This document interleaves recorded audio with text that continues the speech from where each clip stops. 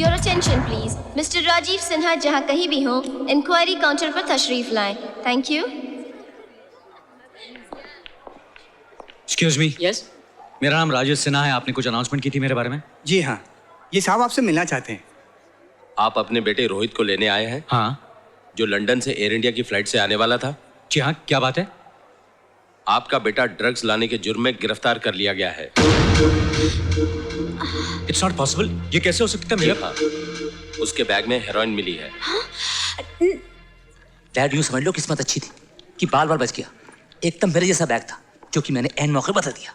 नहीं तो इस वक्त जेल में चक्की पीस रहा होता. लेकिन रामलाल श्यामलाल का लाखों रुपए का घाटा हो गया ना. अरे जान बचाना तो अच्छी बात है बेटे, लेकिन वो ड्रग्स का बैग किसी तरह भी बाहर आ जाता ना तो दोनों बाप बेटे ऐश करते.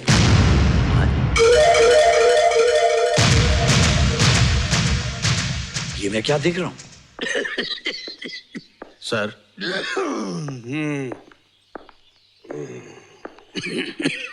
प्रोसिक्यूशन का नया केस है सर. मुझसे कितने केस हैंडल करने की उम्मीद की जाती है खन्ना. अपना केस तो मुझसे हैंडल नहीं हो रहा. सर, डॉक्टर ने आपको दोनों चीजों से मना किया है, शराब और स्मोकिंग से. बेचारा डॉक्टर और कर भी कह सकता है.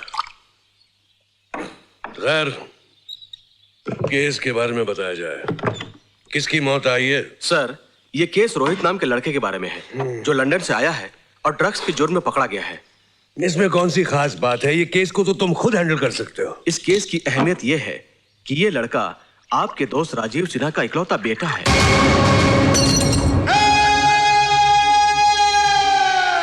क्या नाम बताया? राजीव सिन्हा.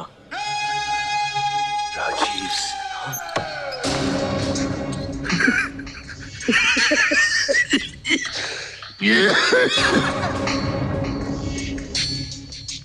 राजीव सिन्हा. आखिर किस्मत ने मुझे मौका दे ही दिया. देर आए दुरुस्त आए. अब मैं बदला लूंगा. उसके बेटे को जिंदगी भर के लिए जेल की कोठरी में फेंक दूंगा. राजीव को बदनाम करके रख दूंगा. वो दोनों मेरी मुट्ठी में, मेरी मुट्ठी में. राजीव और सीमा. वकील साहब, मेरा बेटा बिल्कुल बेकसूर है. वो ऐसा गुनाह नहीं कर सकता. भैया आप तो कुछ ज्यादा ही घबरा गई मिसेस राजीव सिन्हा. देखिए आपका बेटा पहली पेशी में बरी हो जाएगा. Don't worry. हमारे स्टाफ ने एक सबूत का पता लगाया है और उस सबूत से आपका बेटा बिल्कुल बेकसूर साबित होता है. ये देखिए, आज का अखबार देखिए. इस तस्वीर को जरा गौर से देखिए. ये चीफ मिनिस्टर खड़े हैं और इनके पीछे सामान की एक ट्रॉली नजर आ रही है. इस ट्रॉली पर एक सूटकेस और एक बैग रखा हुआ है. दरअसल ये बैग आपके बेटे रोहित का है और इस बैग को इस आदमी ने अपने बैग से बदल दिया है क्योंकि दोनों बैग एक जैसे हैं और इसी बात को आपके बेटे रोहित ने कंफर्म किया है. ये कोर्ट में साबित हो सकता है? बिल्कुल भाई. वो कहते हैं ना कि चोर हमेशा अपनी कोई न कोई निशानी छोड़ ही जाता है. अब देखिए, इस तस्वीर को आप जरा गौर से देखिए. हम इस तस्वीर को ब्लो अप करेंगे और सूटकेस पर लगे टैग पर हमें नाम और पता नजर आ जाएगा. यानी कि उस मुजरिम का नाम और पता. कल तक तो खैर मना रहे थे, आज मातम करो. क्या बात है डैड? अबे ये देख, मिनिस्टर के साथ तेरी तस्वीर भी छपी है. डैड, इसमें तो सिर्फ बैग नजर आ रहा है. मैं क्या दिखाई दे रहा हूँ? अरे कभी तो अपनी अकल इस्तेमाल कर लिया कर. तेरा क्या ख्याल है, फोटोग्राफर ने एक ही तस्वीर ली होगी? अरे किसी तस्वीर में तेरी शक्ल नजर आ गई ना तो हमारा कच्चा चिट्टा सब खुल जाएगा. अरे तुम मुझे भी चक्की पीसनी पड़ेगी. तो अब क्या करें डैड? अबे डैड के बच्चे, उस फोटोग्राफर का पता लगाकर फोटोज और नेगेटिव्स हासिल करने पड़ेंगे हमें. Very good. बहुत बढ़िया काम किया तुमने. इसके नेगेटिव्स मुझे दे दो. अभी लाता हूं. बिल्कुल साफ साफ नजर आ रहा है मुझे उनका चेहरा. अरे ये क्या किया आपने? समझदार आदमी वो होता है जो सवाल नहीं करता है और उसके बस इनाम पाता है. 20,000 रुपए. अब एक काम करो, अलीगढ़ का बड़ा सा ताला खरीदो, इस दुकान पे लगाओ और यहां से 9-2-11 हो जाओ। तुम्हारे लिए यहां का मौसम खराब हो सकता है।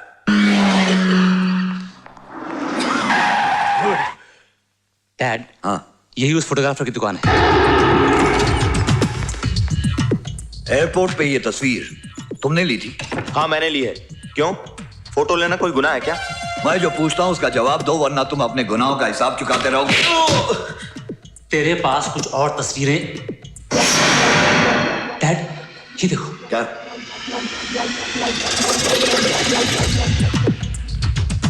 जब तबाही आती है ना तो तस्वीर बनकर आती है।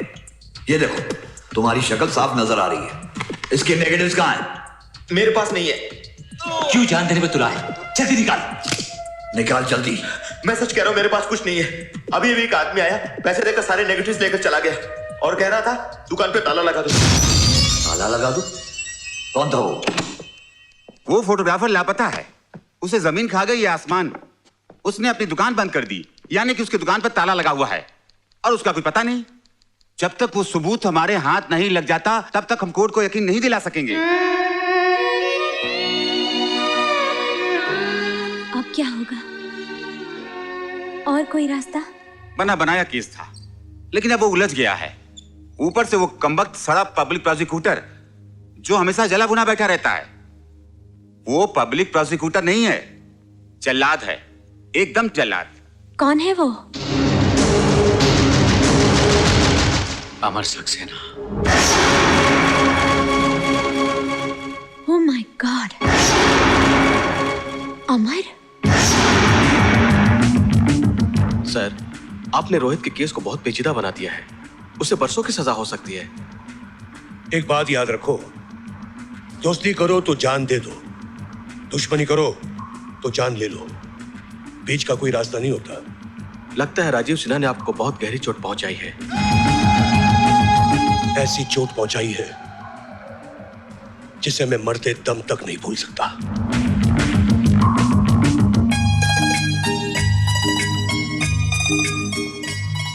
सुनाइए। कौन? मैं बोल रही हूँ। वो लाइट चली गई है, आपको फ्यूज लगाना आता है? फ्यूज? जी हाँ, फ्यूज। हाँ, क्यों नहीं, नो प्रॉब्लम। अजी लाइट का क्या है, ये तो आती जाती रहती है, आप घबराइए मत। आप सिर्फ इतना बताइए फ्यूज बॉक्स का है। आइए। ओके। मुझे अंधेरे से बहुत डर लगता है। अरे मैडम, अंधेरा तो बहुत कमाल की चीज है। अरे संभल के। नहीं, सब पर पर्दा रखता है। ये कमबख्त रोशनी है जो सबको नंगा कर देती है। घर में टॉर्च है? नहीं है। माचिस तो होगी? माचिस? माचिस आग लगाने के काम आती है। यहीं माचिस कहीं पड़ी होगी। और एक तार, क्योंकि तार के बिना एक सिरा दूसरे सिरे से नहीं जुड़ता। मैंने आपको बुलाकर कहीं गलती तो नहीं कर दी? जी? हाँ नहीं, कुछ नहीं। इसका फैसला इतनी जल्दी मत कीजिएगा। हाँ? अच्छा, ये लीजिए तार और ये माचिस। Thank you, thank you. 2 minute का काम है, लगाना है।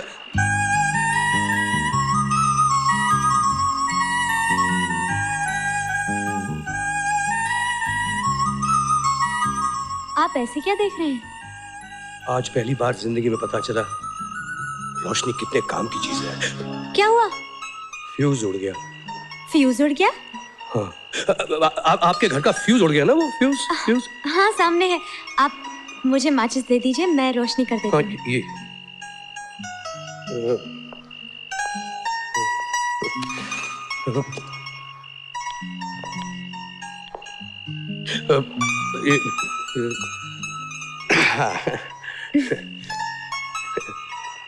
देखिए, मेरी बातों का बुरा मत मानिएगा। इस कमबख्त जिंदगी ने आदमी से जोकर बना दिया है।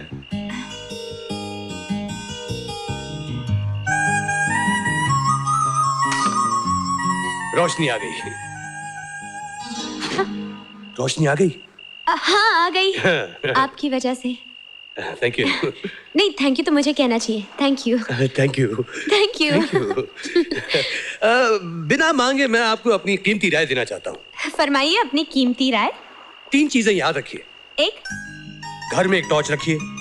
दूसरी, किसी अजनबी को अपने घर में मत बुलाइए।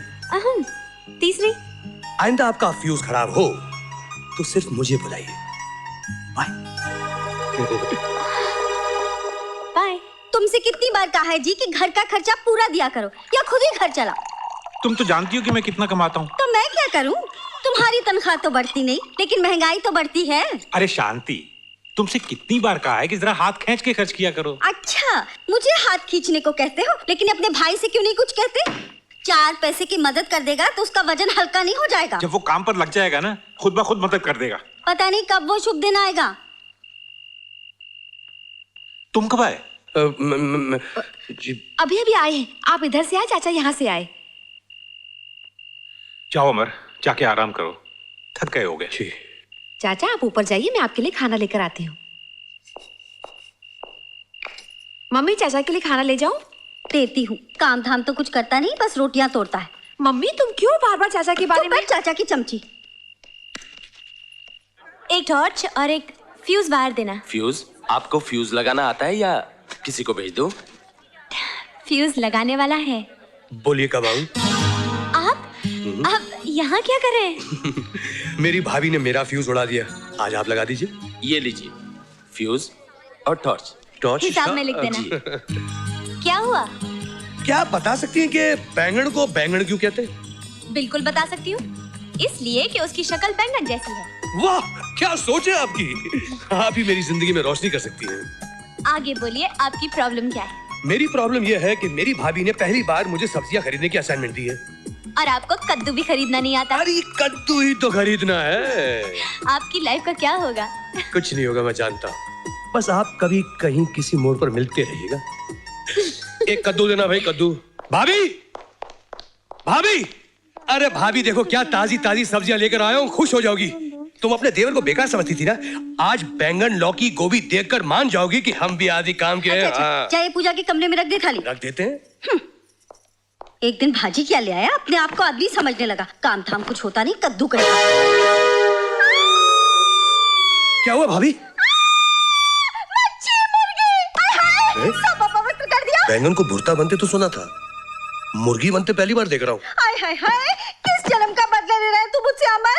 अभी अभी तो पूजा की थी, स्नान किया था। हाय हाय, सब अपवित्र कर दिया, भ्रष्ट कर दिया मुझे। एक काम करने को कहा था, सत्यानाश कर दिया पूरे दिन का। अब कौन सफाई करेगा मेरी रसोई की? अरे खड़े खड़े मुंह क्या देखता है, उठा के फेंक इसको बाहर। हिंदू? लेकिन ये तो उसका थैला है। लौकी, बैंगन, मगर मैंने तो मुर्गी और मछली खरीदी थी। ये बैंगन और लौकी कहां से आ गए? लगता है बैग बदल गया। जरूर वही होगा। अरे रुको, कमिंग। भाभी से पिटते पिटते बचाओ और भागते भागते आया हूँ। आप तो पिटते पिटते बच गए, मगर मैं तो शायद पिट ही जाती। ये लीजिए आपका बैग और मुझे दीजिए मेरा।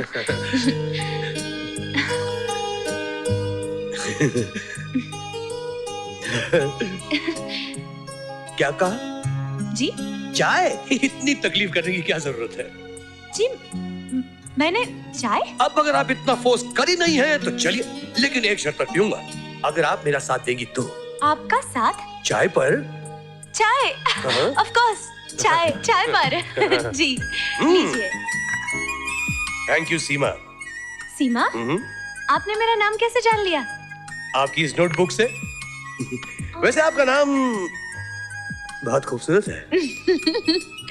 जाहिर है अब आप अपना नाम बताने का कष्ट करेंगे। मेरे नाम में कोई खास बात नहीं है, लेकिन आप कहती हैं तो बता देता हूँ, अमर। बुरा नहीं है। नाम तो है अमर, लेकिन रोज कई बार मरना पड़ता है। वैसे आप करते क्या हैं बातें बनाने के अलावा? कुछ करने की कोशिश में हूँ। अभी तो वकालत का इम्तिहान दिया है, कल ही आखिरी पेपर था। आप अच्छे लगेंगे काले कोट में। My lord, your honour. अभी तो सिर्फ इम्तिहान दिया है मेम साहब, नतीजा निकलने तक कई और इम्तिहान देने होंगे, नौकरी ढूंढनी होगी। आपकी किताब से लगता है कि जी हाँ, पढ़ रही हूँ। बोर्डिंग में थी, अब केटरिंग का कोर्स कर रही हूँ, पास में ही कॉलेज है। इसलिए वो मुर्गी मछली। जी जी। और अगर आप बैग ना लाते तो क्लास में बैंगन के साथ मेरा भरता बन गया होता।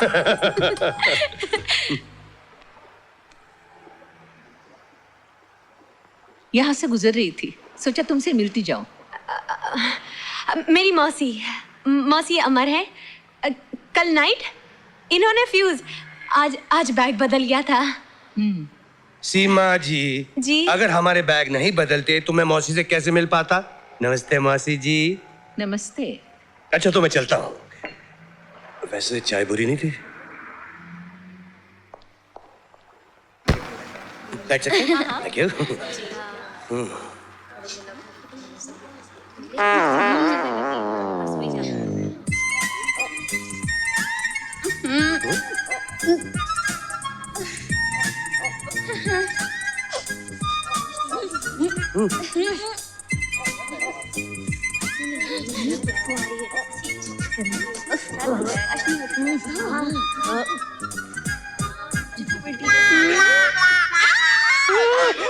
मर गया। थैला फिर बदल लिया। और आज इसका टेस्ट भी है। आज हम सीखेंगे फिश कटलेट्स कैसे बनाए जाते हैं। तो सब अपनी अपनी मछलियां निकालिए। हाँ तो लड़कियों, मैं कह रही थी